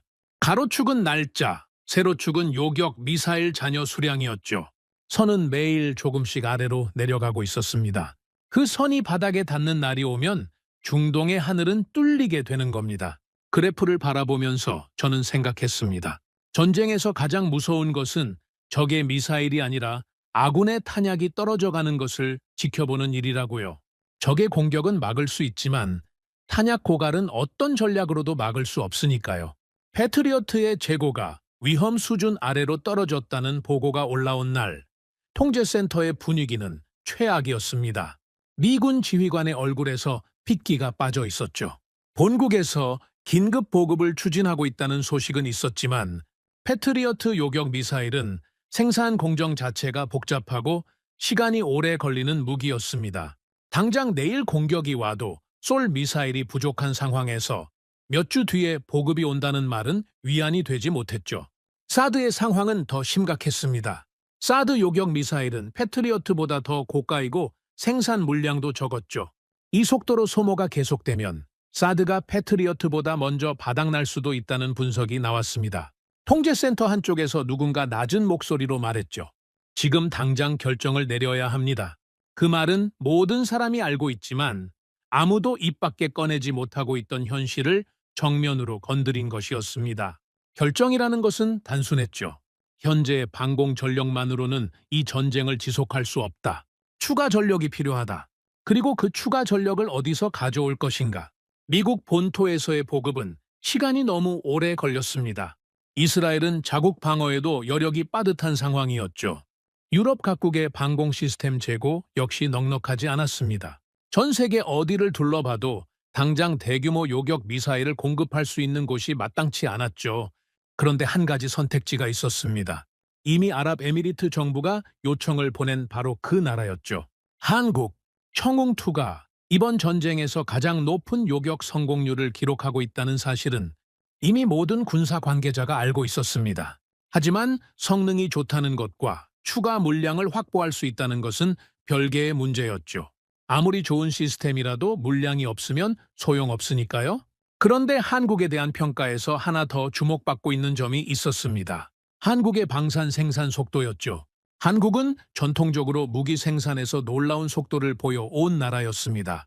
폴란드에 수출한 K2 전차와 K9 자주포의 사례가 대표적이었죠. 유럽 국가들이 몇 년씩 기다려야 하는 물량을 한국은 단기간에 생산해서 납품한 전례가 있었습니다. 이건 단순히 공장이 크다는 문제가 아니었죠. 전시에 대비한 생산 체계를 평상시부터 유지하고 있는 나라만이 가능한 일이었습니다. 그리고 그 생산 능력이 지금 이 순간 가장 절실하게 필요한 것이었죠. 한국 정부의 답변이 온 것은 요청을 보낸 지 이틀 뒤였습니다.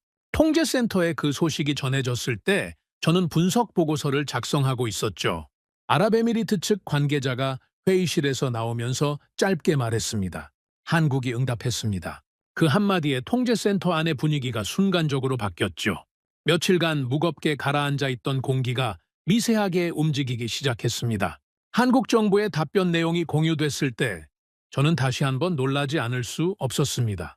천궁2 추가 포대의 인도 일정을 최대한 앞당기겠다는 내용이 포함되어 있었죠. 원래 계약상의 인도 시점보다 상당히 빠른 일정이었습니다. 요격 미사일의 긴급 추가 생산에도 착수하겠다는 답변이었죠. 하지만 저를 가장 놀라게 한 것은 세 번째 내용이었습니다. 아랍에미리트 측이 타진했던 한국군 운용, 물량의 일부 지원 가능성에 대해서도 긍정적인 검토를 진행하겠다는 답변이 왔다는 것이었죠. 자국 방어를 위해 배치해 놓은 전력의 일부를 타국에 지원하겠다는 결정은 어떤 나라에게든 쉬운 것이 아닙니다. 자국의 방어 태세를 약화시킬 수 있는 위험을 감수해야 하니까요. 한국이 그 위험을 감수하면서까지 지원을 검토하고 있다는 사실이 저에게는 깊은 인상을 남겼습니다. 그날 밤 저는 숙소에 돌아와서 침대에 앉아 오랫동안 생각에 잠겼습니다. 창밖으로는 사막의 밤하늘이 펼쳐져 있었죠. 별빛 아래에서 어딘가의 발사대가 하늘을 향하고 있을 것이고 또 어딘가에서는 드론이 날아오고 있을 겁니다. 이 전쟁은 아직 끝나지 않았죠. 하지만 저는 그날 밤 처음으로 이 전쟁의 결말이 달라질 수 있겠다는 생각을 했습니다. 그리고 동시에 하나의 사실이 머릿속에서 떠나지 않았죠. 중동에는 세계 최고의 무기들이 모여 있었습니다. 미국이 만든 패트리어트와 사드, 이스라엘의 방공체계, 유럽의 시스템까지 군사 강국들이 수십 년간 축적해온 기술의 결정체들이 이 사막에 배치되어 있었죠. 그런데 탄약이 바닥나기 시작하면서 이 모든 시스템이 한계에 부딪혔습니다. 그리고 그 한계의 순간에 이 나라들이 도움을 요청한 곳은 미국도 이스라엘도 유럽도 아니었습니다. 한국이었습니다. 이건 단순한 무기 거래가 아니었죠. 세계 군사 질서의 판도가 움직이고 있었습니다. 수십 년간 미국과 이스라엘이 주도해온 방공시장에서 한국이라는 이름이 결정적인 순간에 불린 겁니다. 그것도 성능이 부족해서 보조 역할로 불린 것이 아니라 가장 높은 실전 성과를 기록한 시스템으로서 핵심 해결책의 위치에서 불린 것이었죠. 저는 노트북을 열고 개인 기록에 이렇게 적었습니다. 오늘 나는 세계 방공시장의 역사가 바뀌는 순간을 목격했다. 한국은 더 이상 방산 분야의 신흥 국가가 아니다. 이 전쟁이 끝난 뒤 세계는 한국을 완전히 다른 눈으로 보게 될 것이다. 그 문장을 쓰고 나서 저는 잠시 펜을 멈췄습니다. 27년간 이 분야를 연구해 오면서 이런 종류의 문장을 쓰게 될 줄은 몰랐죠. 나토 분석관으로서 저는 늘 미국과 유럽의 시스템을 중심에 놓고 세계를 바라봤습니다. 한국은 항상 주변부에 있었죠. 성장 중인 국가, 잠재력은 있지만 아직 검증이 필요한 국가. 그게 제 시각이었습니다. 그런데 지금 현실이 그 시각을 완전히 뒤엎고 있었죠. 한국의 천궁2는 실전에서 검증됐습니다. 세계 최고 수준의 요격 성공률을 기록했죠. 그리고 가장 절체절명의 순간에 중동이 선택한 방패가 됐습니다. 이건 더 이상 잠재력의 문제가 아니었죠. 이미 증명된 실력이었습니다. 다음 날 아침 통제센터에 출근했을 때 분위기가 전날과 달랐습니다. 여전히 긴장감은 있었지만 절망적인 무게감은 조금 걷혀 있었죠. 한국의 긍정적인 답변이 사람들에게 희망을 주고 있었습니다. 보급이 올 때까지 현재의 재고로 버텨야 한다는 사실은 변하지 않았지만 적어도 끝이 보이기 시작한 것이었죠. 저는 그날도 레이더 화면 앞에 앉아서 밤을 기다렸습니다. 이란의 공격은 오늘 밤에도 올 것이고 청웅2는 다시 하늘에서 미사일을 격추할 것이었죠. 그리고 머지않아 한국에서 추가 전력이 도착하면 이 전쟁의 흐름이 바뀔 수 있을 겁니다. 사막에 해가 지고 있었습니다. 붉은 노을이 모래벌판 위로 퍼져나가고 있었죠. 저는 창밖을 바라보면서 생각했습니다. 70년 전 전쟁의 폐허 위에서 시작된 나라가 지금 다른 나라의 하늘을 지키고 있다는 사실을요. 그리고 그 나라에 세계가 도움을 요청하고 있다는 사실을요. 전쟁은 아직 끝나지 않았습니다. 하지만 이 전쟁이 끝난 뒤 세계가 한국을 바라보는 시선은 영원히 달라질 것이라는 확신이 들었죠. 전쟁이 소강 상태에 접어든 것은 그로부터 며칠 뒤의 일이었습니다. 이란의 공격 빈도가 눈에 띄게 줄어들기 시작했죠. 매일 밤 쉬지 않고 날아오던 드론과 미사일이 이틀에 한 번, 사흘에 한 번으로 간격이 벌어졌습니다. 국제사회의 외교적 압박과 이란 내부의 사정이 복합적으로 작용한 결과였죠. 통제센터의 분위기도 조금씩 달라지고 있었습니다. 며칠간 얼어붙어 있던 공기가 풀리기 시작했죠. 분석관들의 얼굴에서 극도의 피로감은 여전했지만 절망감은 사라져 있었습니다. 한국에서 추가 물량이 도착한다는 소식이 전해진 이후로 사람들의 눈빛이 달라졌죠. 저는 이 시간을 활용해서 그동안 미루어두었던 작업에 착수했습니다. 천궁2 시스템에 대한 종합 분석 보고서를 작성하는 것이었죠. 나토 미사일 방어 연구센터에 제출할 공식 보고서였습니다. 27년간 수많은 방공 시스템 평가 보고서를 써왔지만 이번만큼은 키보드에 손을 올려놓고도 한참을 망설였죠. 이 보고서에 제가 쓰는 한 줄 한 줄이 세계 군사 전문가들의 한국에 대한 인식을 바꿀 수 있다는 것을 알고 있었으니까요. 저는 처음부터 다시 시작했습니다. 청웅2 시스템의 기술을 하나씩 분해해서 분석했죠. 첫 번째는 콜드런치 발사 방식이었습니다. 미사일이 발사관에서 엔진 점화 없이 수직으로 사출된 뒤 공중에서 엔진을 점화하고 스스로 방향을 잡는 이 기술은 제가 직접 현장에서 목격했죠. 사방에서 동시에 날아오는 표적을 상대로 발사대 한 번 돌리지 않고 연속 대응할 수 있었던 비결이 바로 이 기술이었습니다. 이론적으로는 여러 나라가 연구하고 있는 방식이지만 실전에서 이 정도의 안정성을 보여준 사례는 극히 드물었죠. 두 번째는 추력 벡터 제어 기술이었습니다. 요격 미사일이 비행 중에 엔진 노즐의 방향을 조절하면서 궤적을 실시간으로 수정하는 기술이죠. 표적이 마지막 순간에 경로를 변경하더라도 요격 미사일이 따라가면서 정확히 들이받을 수 있게 해주는 핵심 기술이었습니다. 청웅2의 요격 미사일이 수십 킬로미터, 상공에서 마하 단위의 속도로 움직이는 표적을 직격 파괴할 수 있었던 것은 이 기술 덕분이었죠. 세 번째가 바로 그 직격 파괴 방식이었습니다. 대부분의 방공 미사일은 표적 근처에서 폭발해 파편으로 격추하는 방식을 사용하죠.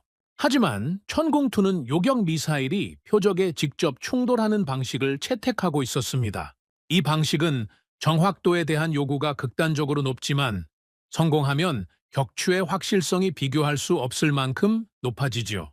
총알로 날아오는 총알을 맞추는 것과 같은 수준의 정밀도가 필요한 기술입니다. 이 세 가지 기술이 하나의 시스템 안에서 결합됐을 때 만들어지는 성능이 바로 제가 목격한 것이었습니다.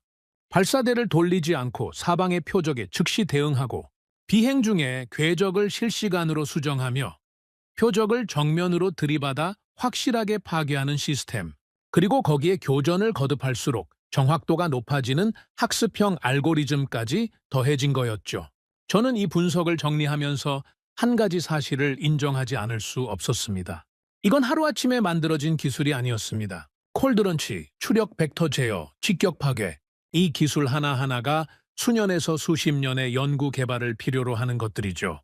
그리고 이것들을 하나의 시스템으로 통합하는 것은 개별 기술 개발보다 훨씬 더 어려운 작업입니다. 한국은 이 모든 과정을 자체 기술로 처음부터 수십 년에 걸쳐 완성한 겁니다. 그리고 그 기술을 시험장이 아닌 실전에서 증명했죠. 이 점이 가장 중요했습니다. 시험장에서의 성능 데이터와 실전에서의 성능 데이터는 차원이 다르니까요. 통제된 환경에서 표적 하나를 정해놓고 쏘는 것과 모래 폭풍이 불고 전자전이 난무하는 전장에서 수백 개의 표적이 동시에 쏟아지는 상황에서 요격하는 것은 비교 자체가 불가능합니다. 청웅2는 그 극한의 환경에서 96%를 기록했죠. 이건 시험 성적이 아니라 실전 성적이었습니다. 보고서를 쓰면서 저는 세계 군사 전문가들의 반응도 정리했습니다. 이번 전쟁 이후 국제 군사 분석 커뮤니티에서 천궁2에 대한 평가가 쏟아지고 있었죠. 유럽의 방공 시스템 전문가, 미국의 군사 분석가, 아시아 지역의 안보 연구자들까지 분석의 초점은 하나로 모아지고 있었습니다. 한국은 이미 세계 방공 기술의 상위권에 올라섰다. 이건 제 개인적인 판단이 아니었습니다. 세계 군사 전문가들이 실전 데이터를 분석한 뒤에 도달한 공통된 결론이었죠. 몇 주 전까지만 해도 한국의 방공 기술을 진지하게 다루는 분석가는 많지 않았습니다. 하지만 이번 전쟁이 모든 것을 바꿔놓은 거죠. 보고서의 마지막 부분을 쓸 때 저는 잠시 키보드에서 손을 뗐습니다. 그리고 문득 과거를 떠올렸죠. 1950년 한국전쟁이 벌어졌던 그 시절, 한국은 총 한 자루조차 제대로 만들지 못하는 나라였습니다. 전쟁의 폐허 속에서 다른 나라의 도움 없이는 자국을 지킬 수조차 없었던 나라였죠. 그때 한국의 하늘을 지켜준 것은 미국의 전투기였고 한국의 땅을 지켜준 것은 유엔군의 무기였습니다. 그런데 지금 이 순간 그 나라가 뭘 하고 있는지를 생각하면 저는 말문이 막힐 수밖에 없었습니다. 70여 년 전에 자국의 하늘조차 지키지 못하던 나라가 지금은 다른 나라의 하늘을 지키고 있었습니다. 그것도 세계에서 가장 치열한 전장에서 세계 최고 수준의 요격 성공률로요. 전쟁의 폐허 위에서 시작된 기술이 수십 년의 시간을 거쳐 이 자리까지 올라온 겁니다. 저는 그 시간의 무게를 생각했습니다. 처음부터 우리 손으로 만들겠다고 결심했던 그 시작점에서부터 96%의 실전 성과를 기록하는 오늘까지 그 길이 얼마나 멀고 험난했을지를 상상하면 숫자를 믿는 사람인 저도 감정이 흔들릴 수밖에 없었죠. 저는 보고서의 결론을 썼습니다. 한국은 더 이상 방산후발국이 아니다. 그들은 이미 세계 방공 기술의 중심에 서 있다. 이것은 추정이 아니라 실전 데이터가 증명한 사실이며 이번 중동 방공전은 세계 군사 질서에서 한국의 위치가 근본적으로 달라졌음을 보여주는 전환점이 될 것이다. 펜을 내려놓고 저는 한동안 화면을 바라봤습니다. 27년간 써온 수많은 보고서 중에서 가장 무게가 무거운 결론이었죠. 하지만 동시에 가장 정직한 결론이기도 했습니다. 데이터가 그렇게 말하고 있었고 제 두 눈이 그것을 확인했으니까요. 보고서를 제출한 뒤 저는 기지 밖으로 나갔습니다. 사막의 저녁 바람이 얼굴을 스쳤죠. 멀리서 천궁2 발사대의 실루엣이 석양을 배경으로 서 있었습니다. 조용하고 묵직한 모습이었죠. 며칠 전 그 발사대에서 미사일이 솟아올라 하늘에서 적의 미사일을 격추했다는 것이 믿기지 않을 만큼 평온한 풍경이었습니다. 저는 27년 동안 세계의 미사일 방어 시스템을 연구해왔습니다. 패트리어트, 사드, 에로우, 수많은 무기를 분석했지만 그날 중동의 밤하늘에서 본 장면은 제 기억 속에 오래 남을 것입니다. 수백 개의 미사일이 날아오던 그 하늘에서 한 시스템이 조용히 작동하고 있었죠. 한국의 방공 시스템 청웅2. 70년 전 전쟁의 폐허 속에서 스스로를 지키기 위해 시작된 기술이 이제는 다른 나라의 하늘까지 지키고 있었습니다. 총 한 자루 만들지 못하던 나라가 세계에서 가장 정밀한 요격 시스템을 만들어냈고 자국의 하늘을 지키지 못하던 나라가 이제 중동의 하늘 위에서 미사일을 격추하고 있었죠. 그리고 저는 그 사실을 직접 목격한 증인이 되었습니다. 사막의 해가 완전히 지고 밤하늘에 별이 떠오르기 시작했습니다. 저는 그 별빛 아래에서 한참을 서 있었죠. 바람 소리만 들리는 고요한 사막이었지만 제 머릿속에는 며칠간의 기억이 선명하게 남아 있었습니다. 레이더 화면을 뒤덮었던 붉은 점들, 밤하늘을 가르던 미사일의 궤적, 통제실의 침묵, 한국 기술자의 담담한 목소리, 그리고 96이라는 숫자, 숫자를 믿는 사람으로서 그리고 그 숫자를 직접 확인한 전문가로서 저는 한 가지만은 확실하게 말할 수 있습니다. 한국의 하늘은 한국이 지키고 있었고 이제 그 기술은 세계의 하늘까지 지킬 준비가 되어 있었다는 것을요. 오늘의 사연은 여기까지입니다. 구독과 좋아요는 영상 제작에 아주 큰 힘이 됩니다. 지금까지 감동테라스 저는 소희였습니다. 오늘도 우리 구독자님들의 가정에 따뜻한 행복이 가득하시길 진심으로 바라겠습니다. 긴 영상 끝까지 시청해주셔서 정말 감사합니다. 내일 더 좋은 이야기로 찾아뵙겠습니다. 감사합니다.